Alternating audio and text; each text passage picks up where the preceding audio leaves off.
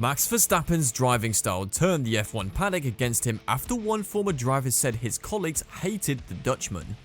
Max has always been in the news for all the right reasons, but somehow he has managed to piss off a certain racer because he apparently thinks he's the best. Some even came out and said that Max is not what he used to be. Want to know more? Stick till the end of the video.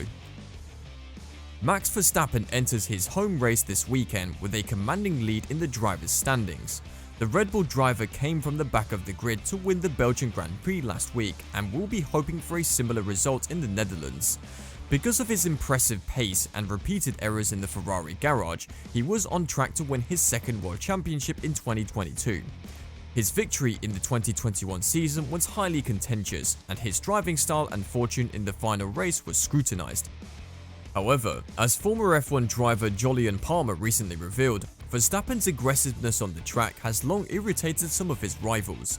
Palmer explained why Verstappen's driving enraged other F1 stars in April 2020. Well, there were two incidents, he said after watching video of the Dutchman's handling. This is the first one, side by side through turns 8 and 9 with Gabi Chavez, and that sent Chavez flying over the grass into the wall at breakneck speed. And then here, he covered way too late. Sebastian Prix is having his own battle, and then bam, comes right across into the braking zone. No way, that is an absolute no-no. That's what Verstappen used to get chastised for in F1, and the rest of the drivers despised him for it. And, to be honest, Montoya is the master of his own downfall there. Verstappen was accused of being too aggressive during his numerous battles with Lewis Hamilton last season. In one incident in Brazil, the Red Bull driver pushed his Mercedes rival off the track. Then, in Saudi Arabia, Verstappen damaged Hamilton's front wing while attempting to pass the Briton.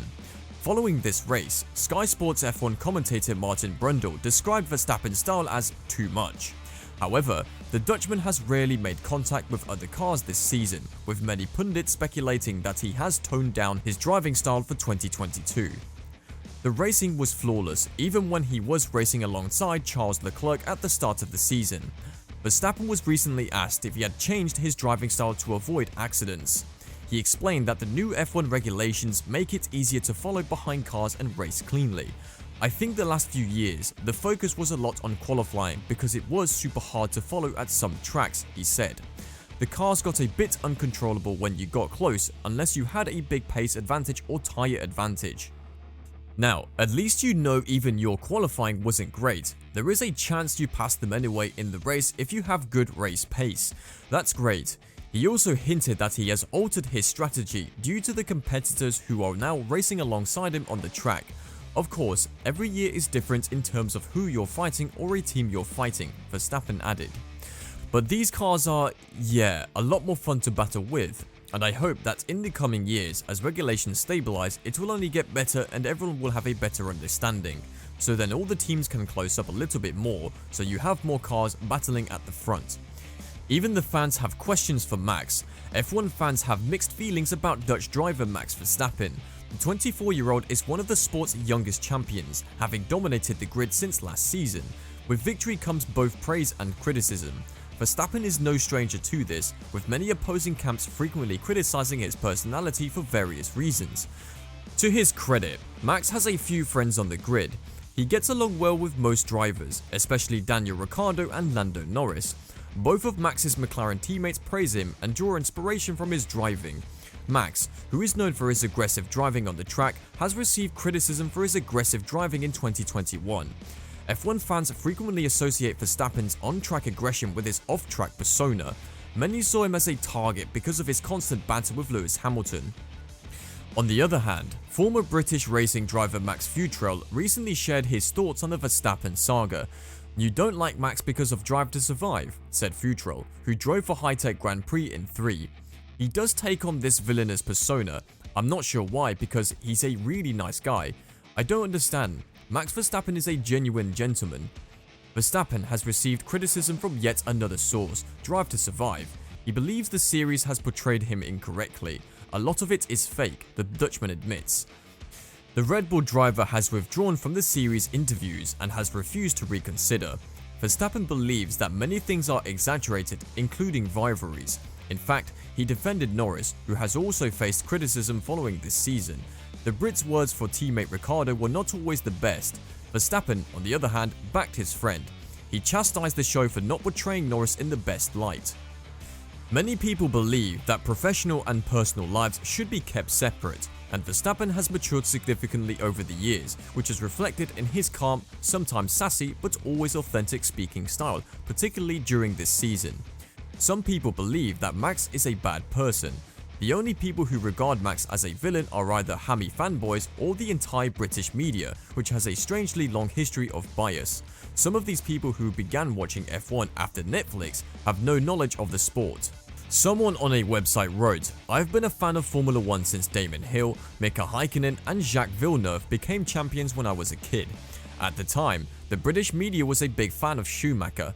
The less said about the insane bias one had to endure while listening to Star Sports commentator Steve Slater, the better." Chris Goodwin, on the other hand, was an excellent unbiased commentator. However, the British media and hammy fanboys were let down. In Brazil, Red Bull asked Verstappen to assist teammate Sergio Perez in his championship battle by handing over his position to Perez. Verstappen refused and told his team over the radio that they should not ask him anything like that. There's more to this than meets the eye. Some believe the feud began in Monaco when Perez spun and cost Verstappen the pole position. On the other hand, Verstappen's message is clear. "This is my team, and I call the shots." It's impossible to know the team's internal politics as an outsider, but Verstappen has put his foot down by publicly disobeying. He makes the team's leadership appear inept, as he did after Vettel in the Multi-21 scandal. Nothing will happen to Max Verstappen for disobeying, just as nothing happened to Sebastian Vettel. Red Bull is now his official team. In reality, it's been that way for years, ever since Daniel Ricciardo left the team after noticing which way the wind was blowing. Verstappen's behaviour appears particularly rude and arrogant, given that Perez played a crucial role in last year's championship finale by spectacularly holding off Hamilton. He has also assisted Verstappen on other occasions. Verstappen now had the opportunity to repay those favours, but he chose not to. Nobody can deny that Max Verstappen is a phenomenally fast and talented Formula 1 driver. That has been obvious for a long time. Drivers like him are uncommon in our beloved sport. However, this does not imply that he is a great driver in general. To be a great driver, it takes more than raw speed and public mutiny against your team. Being a team player or taking on the role of one is a component of greatness. Take it from one of the all-time greats, Michael Schumacher. After winning his 4th title in 2001, he publicly promised to assist teammate Rubens Barrichello in finishing 2nd in the championship. A cynic might argue that Schumacher knew he might need his teammates' assistance in the future. Schumacher, according to Barrichello, was only interested in himself. This does not rule out the possibility that Schumacher is willing to assist for selfish reasons. Not to mention what happened in 1999. Schumacher was a championship contender until his horrific crash at Silverstone forced him to miss months of racing. After recovering and returning, he drove the wheels off his Ferrari F399 in an attempt to help his teammate Eddie Irvine win the championship. At least at this point in his career, Max Verstappen has not been doing anything like that. Thanks for watching. Please subscribe to the channel and share the video with your friends and family.